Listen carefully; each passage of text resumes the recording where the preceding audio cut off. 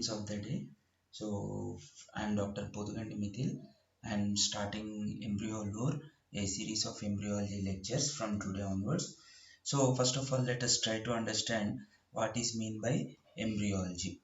So, embryology is nothing but the study of the science that deals with the development and growth of the individual before birth and precisely saying the first 9 months of our life.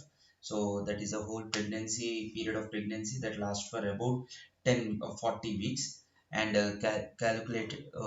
calculated from the last menstrual cycle to the till birth, first day of the last menstrual cycle to the birth.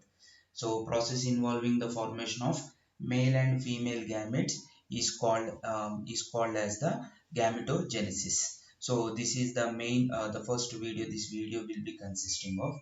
So sequence of the gametogenesis, basically this combinedly is called as the gametogenesis, and this gametogenesis involves the basic cell division, which is also called as the mitosis and meiosis. So basically the mitosis and meiosis continues one after the other or one with the another, due to which the gametes are formed, and that is called as the gametogenesis. And the gametocytes are formed from the primordial germ cells, abbreviated as the PGCs. Okay, so this is the primordial germ cells, whether it is the spermatocytes or whether it is the oocytes, these are called as the primordial germ cells, and from which either the spermatozoa or either the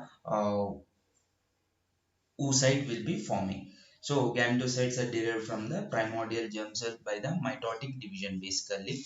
So the primordial germ cells, the first point to be noted here, it is the primordial germ cells. They are derived from the epiblast layer of the bilaminar disc. So this is the point to be noted, and it is an important MCQ. So epiblast layer of the bilaminar disc will be giving rise to the primordial germ cells, and most important stage is that of the timeline, it is the second week of the development. Second week of the development, the primordial germ cells will be starting, and from there they will be migrating to the gonad, developing gonad via the dorsal mesentery of the gut. So from the in the second week of development, they will be going to the developing gonad. So that is how basically the primordial germ cells will be migrating from the their source to the final target. So that is how we will be knowing the gametogenesis site and then the timeline.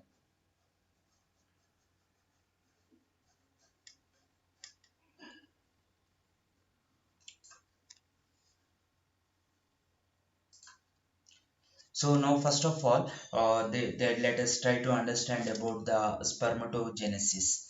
Okay, so the spermatogenesis, which is easily defined as the formation of the sperms. Okay, so that is the name given to the process, that is the spermatogenesis. And so this video basically deals with the gametogenesis, which includes the spermatogenesis and also the oogenesis. So now in the first level we will see about the spermatogenesis. So the spermatogenesis basically it involves the three processes. So first one, that is the formation of the uh, sorry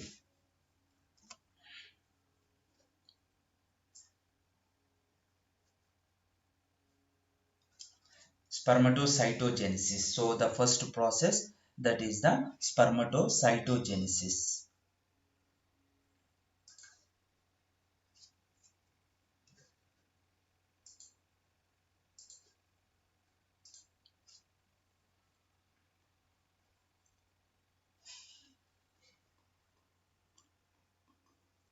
Spermatocytogenesis, that is the first stage, and then from there we will be seeing the formation of the spermatids, that is the second stage. Essentially the second stage is the formation of the spermatids.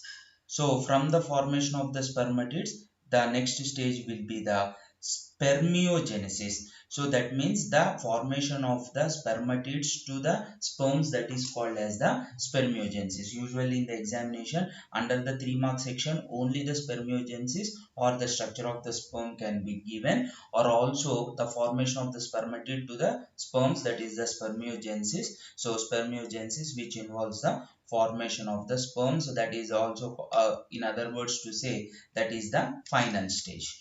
So this is how, so these are the three basic stages which is involving the formation of the sperms. So that is the spermatogenesis. So first of all, that is the spermatocytogenesis, which involves the formation of the spermatocytes, that is the primary spermatocytes. So from the primary spermatocytes to the formation of the spermatids, and from the formation of the spermatids, formation of the sperms, that process is called as the spermiogenesis. So that spermiogenesis involves the formation of the sperms, that is the final level, that is the final target.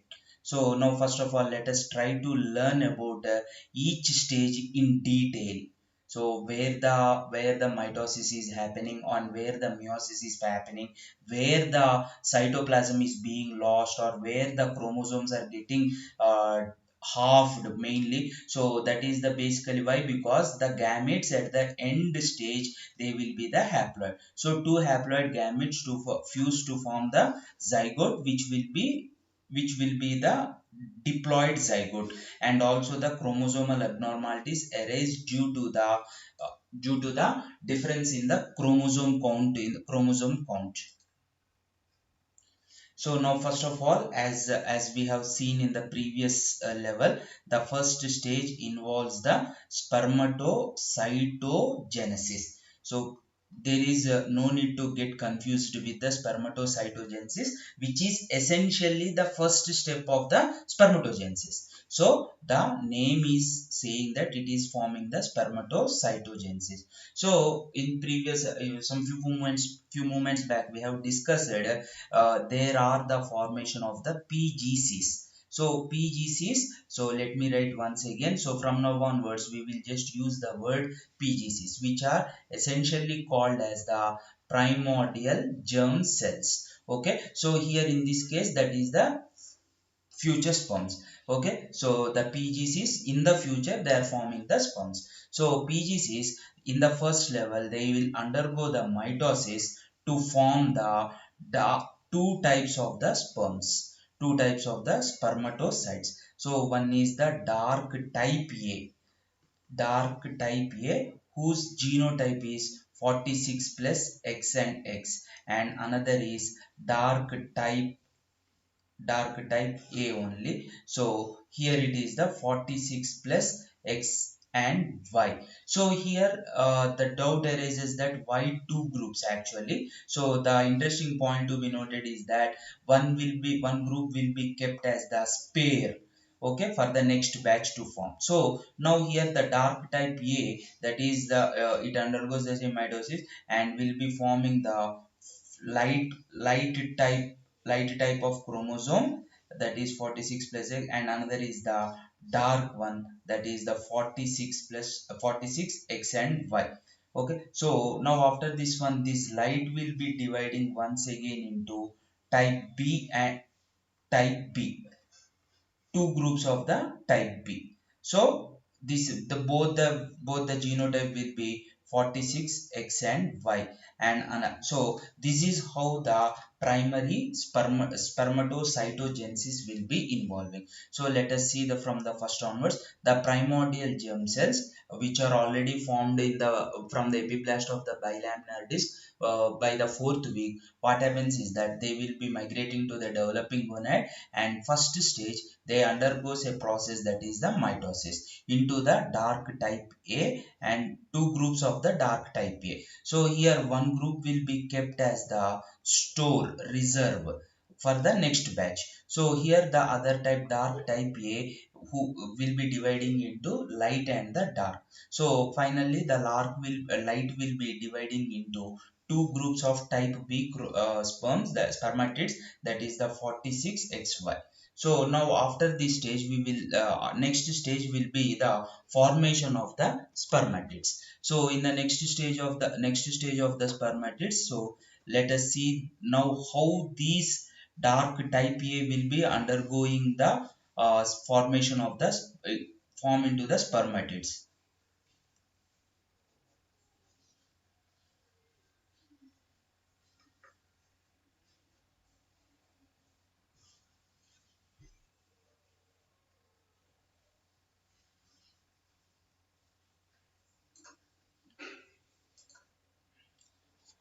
So now the second stage involves the formation of the spermatids. So in the previous stage we have seen that the previous stage ended with the formation of the type B group. Okay, so now the formation of the spermatids. So there we ended with the type B spermatogonium. Okay, so the type B spermatogonium, what happens is that it will undergo the mitosis. It will undergo the mitosis. So these type of cell division has to be understood. So here just what happens once again, 46 XY chromosomes with 46 XY genotype sperms will be formed, and these are two primary spermatocytes. Two primary spermatocytes, and the point of interest is that these are the largest germ cells. These are the largest germ cells. So now after this one, the 46XY, what happens is that first of all, now the important point to be noted is that they will be undergoing the first meiotic division. They will be undergoing the first meiotic division. So till now we have seen they have been undergoing only the mitosis. So here meiotic division. So with the meiotic division, the point to be noted is that the chromosome number will also be halved. So 23X and 23Y, and once again they will be undergoing the meiotic division to form the spermatid. So that is how we will be having the 22x 22y. So once again here also 22x and 22y. So altogetherly we have got the four groups. Okay, so that means each spermatogonium, or we can be understood that it is giving rise to the four spermatids. And now the next important stage is that from the spermatids we will be getting the final target, that is the sperm formation. Okay, so before the sperm formation, let us take a while to understand the structure of the sperm.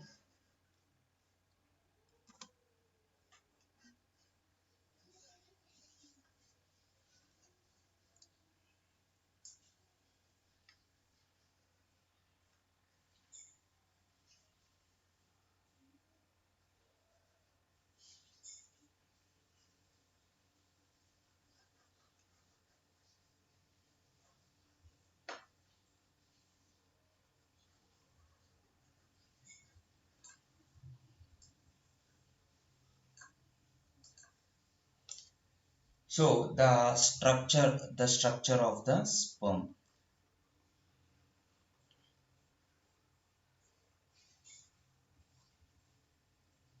Structure of the sperm, basically it will be having the more or less a triangular head and the middle piece,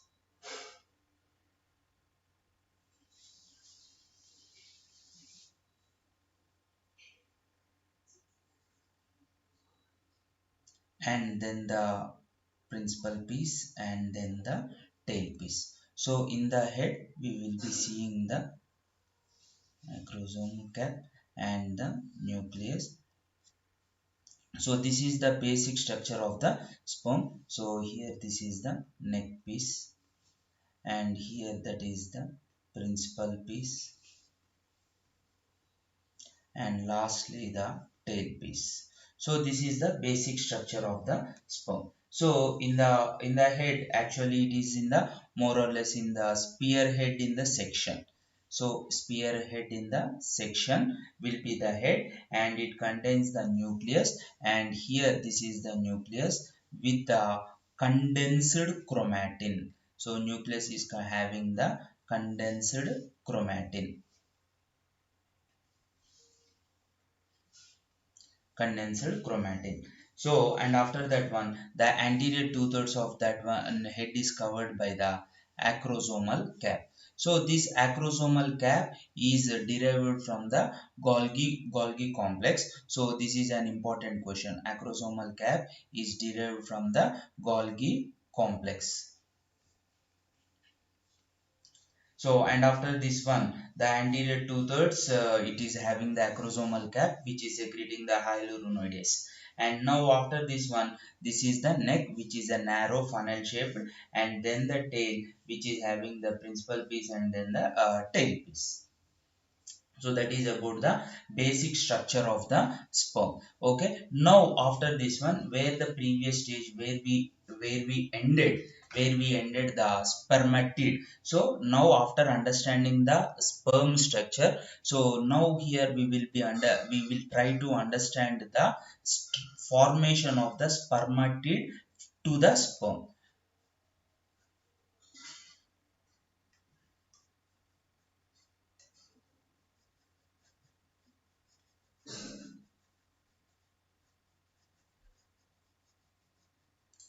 So now after this one, the first spermatid which is formed, which will be basically rounded in structure. So rounded in structure with the central nucleus with a nucleolus, and here that will be the Golgi apparatus, and here there will be the mitochondria. So let us label it. So this is the mitochondria. So mitochondria in the future sperm, it will go into the neck region, and here it is the Golgi complex. So just now we have discussed that Golgi complex is forming the acrosomal cap in the future, or you can say justly simply the acrosomal cap or acrosome are derived from the Golgi apparatus. So this is the first stage. Now let us draw a type of the flow chart. Now in this, the rounded spermatid will slowly changes its shape to the oval shape, will be changing to the oval shape, and here the centrosome. So in this picture there will be a centriole.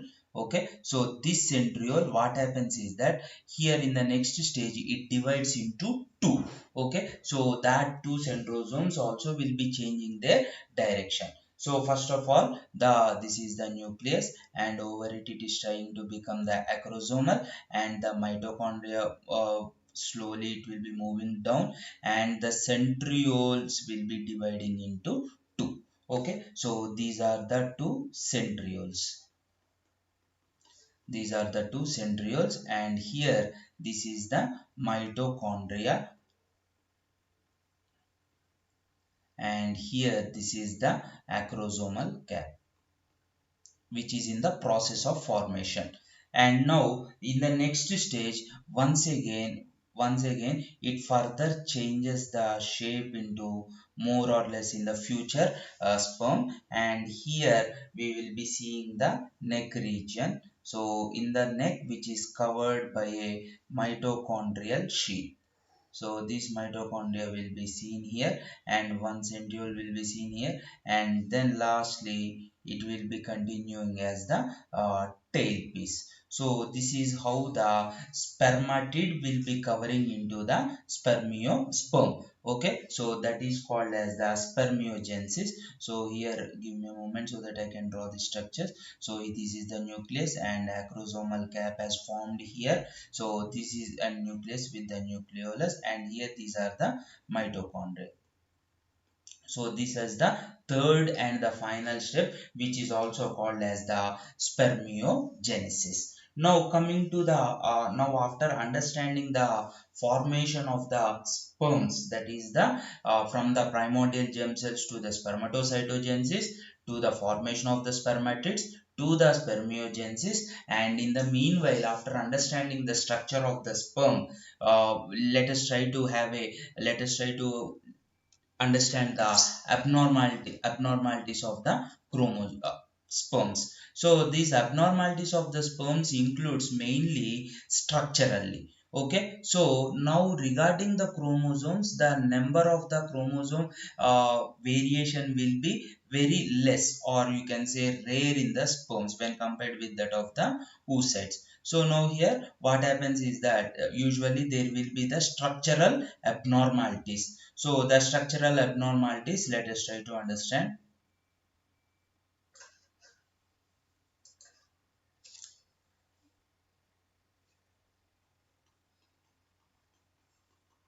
So structural abnormalities of the sperms. So usually the structural abnormalities of the sperms will be including double-headed sperms, double-headed sperms, and sperms with the double tail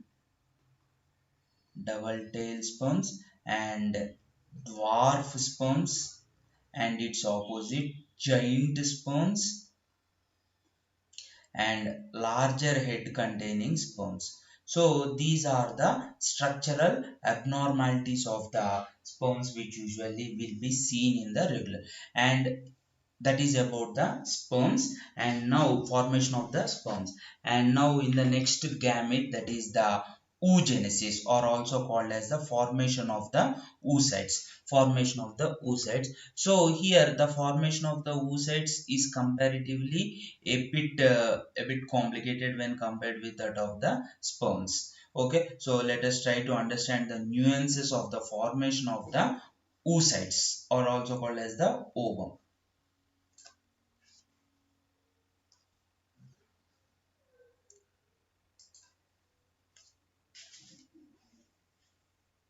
So first of all, let us first write the name, that is the oogenesis, formation of the oocyte. So here which happens in the female. So defined as the oogenesis is defined as the sequence of events involving the mitotic and meiotic division. So like the spermatogenesis, here also we will be seeing the two types of the divisions, mitotic division and also the meiotic division. And now what is happening is that we will be drawing some similarities and observing some differences between the formation of a male gamete and the female gamete.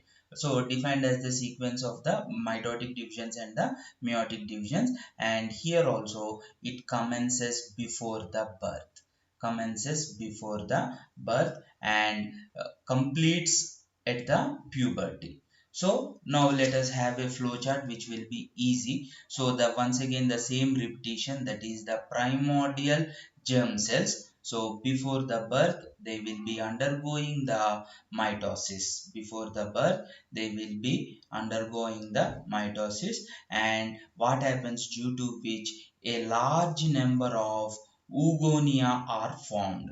A large number of oogonia are formed, and these oogonia they will be enlarging, and they enlarges to form the primary oocytes. These primary oocytes, what happens is that they will be entering the prophase of first meiotic division, entering the prophase of the first meiotic division.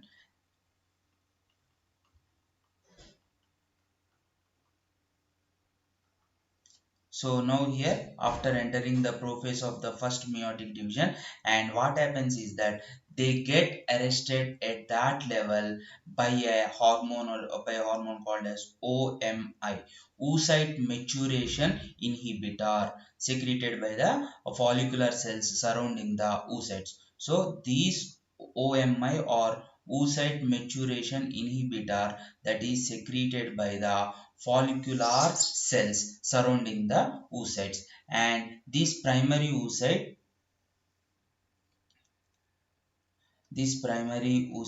what happens is that it completes only when the primary oocytes matured and are getting prepared for the ovulation. So this primary oocyte maturation will be happening just before the ovulation, so getting prepared for the ovulation. So let us try to understand once again the oogenesis or the formation of the oocyte, which involves different stages of the mitosis and meiosis, and which commences before the birth, and these primordial germ cells before the birth by mitosis will be forming the large number of the oogonia. These large number of oogonia will be enlarging to form the primary oocytes, and these primary oocytes, important MCQ is that they get arrested in the prophase of the first meiotic division, and they will be getting prepared for the ovulation. So at puberty, so the notable points is that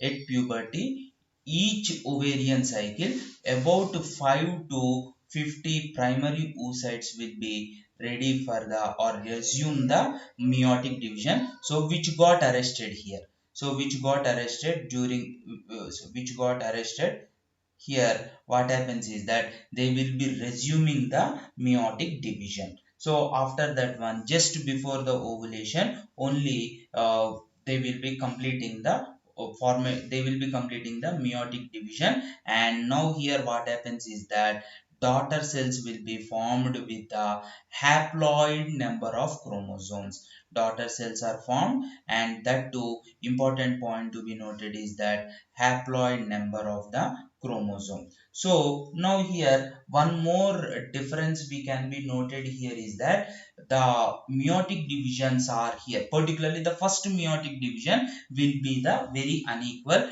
due to which what happens is that a polar body will be formed, and that is one basic difference between the spermatogenesis and then the oogenesis. So the reason behind which is a very interesting point, that is that the spermatocyte or the sperm, which is the final product, will be with a less amount of the cytoplasm, because essentially it don't cater to the nutritional needs of the zygote, whereas the oocyte will be retaining the cytoplasm, so as it can be providing the nutrition to the developing fetus.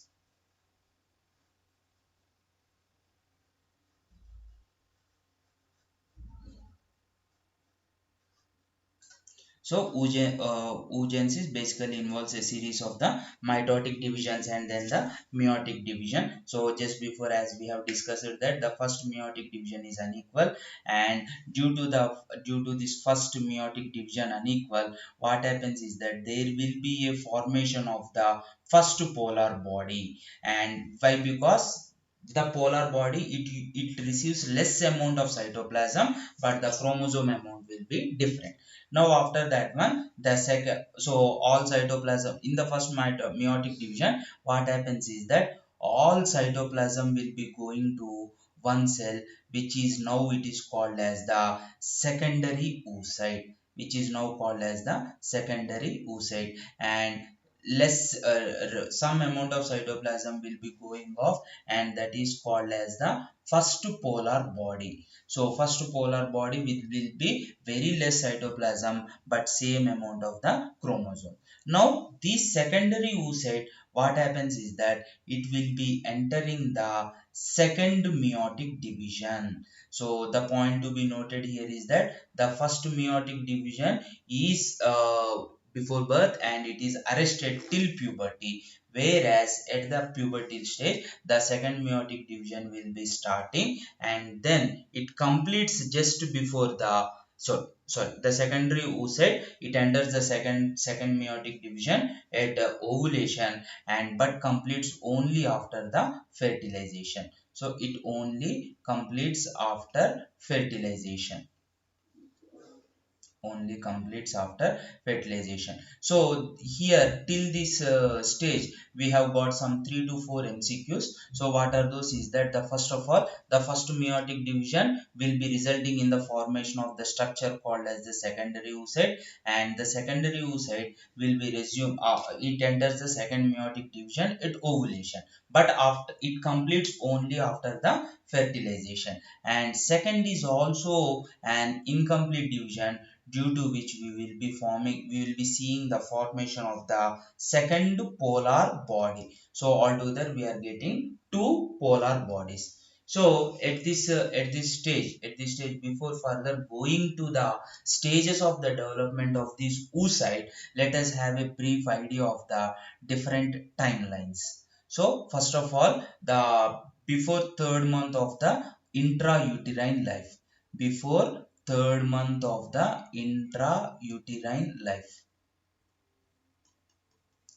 So what happens is that the PGCs will be formed. That is the primordial germ cells. So that the primordial germ cells. What happens is that now the second important timeline is that before the seventh month. Before the seventh month, what happens is that the of the IUL. Before the seventh month of the IUL, these oogonia will be enlarging and to form the primary oocytes, will be enlarging to form the primary oocytes. And from the seventh month to the birth, from the seventh month to the birth, what happens to till birth, what happens is that, as we have discussed earlier, the it will be starting the meiosis and then the completed prophase and gets arrested. And from the birth to the puberty, from the birth to the puberty, the exact stage is the diplotin stage. So one another MCQ is that the arrested stage is the diplotin stage of the first meiotic division. Diplotin stage of the first meiotic division. So these are the different timeline of the events which happens, which has to be known before further discussing about the genesis of the oocyte or the formation of the oocyte.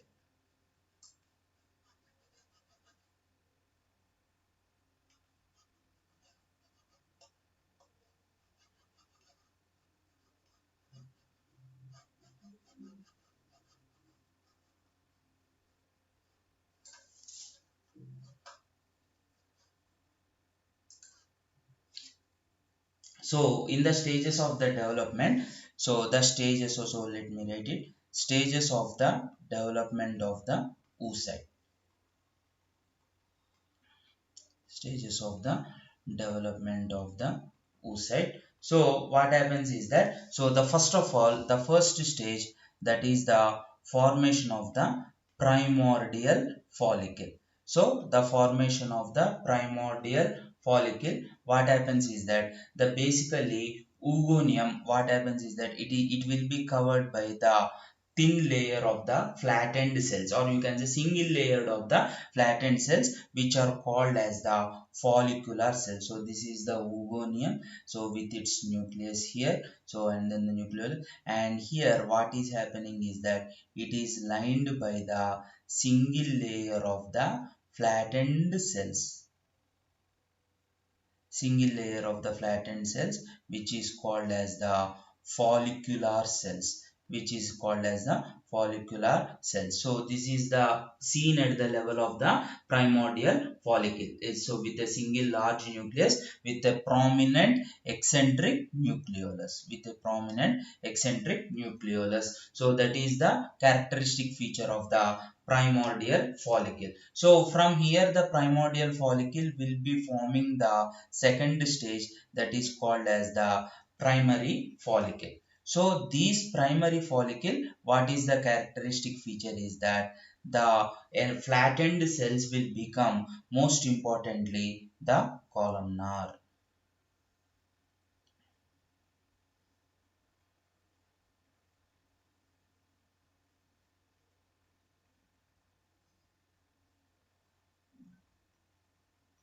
So this is the primary follicle, so which is lined by the columnar cells. Now after this columnar cells, columnar proliferation, what happens is that the columnar will be becoming multiple layered. The columnar will be becoming the multiple layered, and after which what happens is that it will be further growing, and in the further growing, the point to be understood is that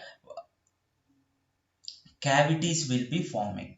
So here we can say that is the cavity forming between the columnar cells. So and this is called as the antrum or also the cavity. And now here we will call this as the secondary follicle. We will call it as the secondary follicle. And after this one, the next stage is that the Graphian follicle. So the next stage is that the Graphian follicle. The important feature of the Graphian follicle is that the cavities or the antrum we have seen, what happens is that they will be enlarging. So here it is the primary oocyte with the nucleus with an eccentric nucleolus, and here that is the enlarged cavity or the antrum. So here these are all the cells.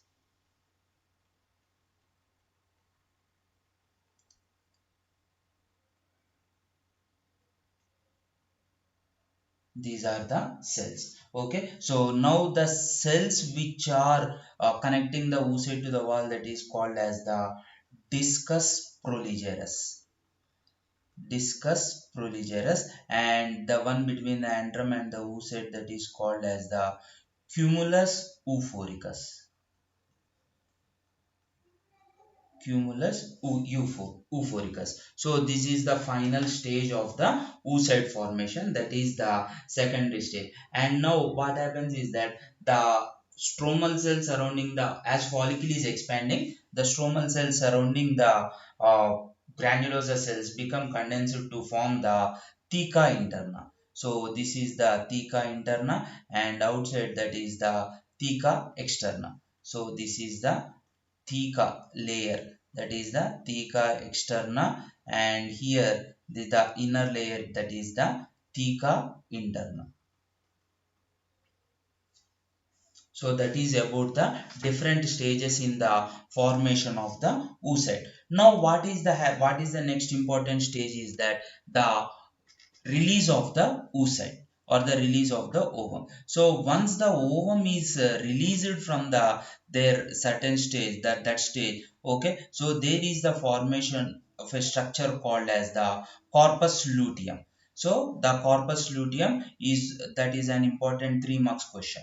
So the corpus luteum, what happens is that it is of two types. The corpus luteum is of two types. So corpus luteum of ovulation and corpus luteum of the pregnancy. So corpus luteum of ovulation is that is corpus sorry.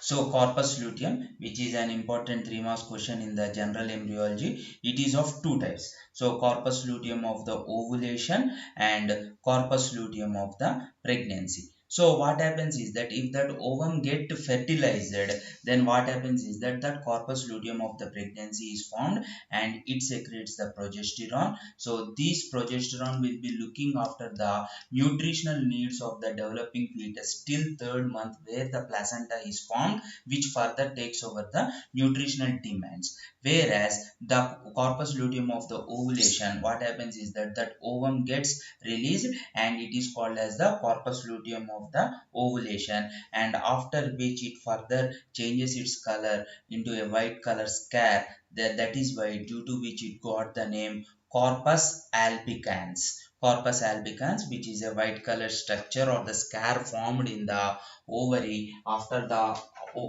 after the release of the ovum, and which is further followed by the corpus luteum of the ovulation. So this is the different stages of the corpus formation of the ovum, and also the fate of the ovum after the ovulation, which will be released in the, which will be forming in the corpus luteum of the ovulation and the corpus luteum of the pregnancy. So that is about the different types of the corpus luteum. So like in the sperms, there is an abnormal formation of the oocytes also. So abnormal oocytes also have got the chance to be formed. So what is happening is that the oocytes may be binucleated or trinucleated. So now although such oocytes may give rise to the twins or the triplets, but usually they get degenerated before reaching the maturity. And another is the abnormal chromosomal content, as we have discussed it when we are learning about the abnormalities of the sperms. Okay, oocytes of the abnormal chromosomal contents may be due to the non-disjunction of the chromosomes either in the meiosis 1 or the meiosis 2. So due to which they may have, instead of having 23 chromosomes, may have 24 or even 22, that means plus or minus 1. Okay, due to which the trisomy may arise or even monosomy may arise. So trisomy is also termed as the Down syndrome, and monosomy is termed as the, sorry, trisomy is the Down syndrome and monosomy is the Turner syndrome. Thank you.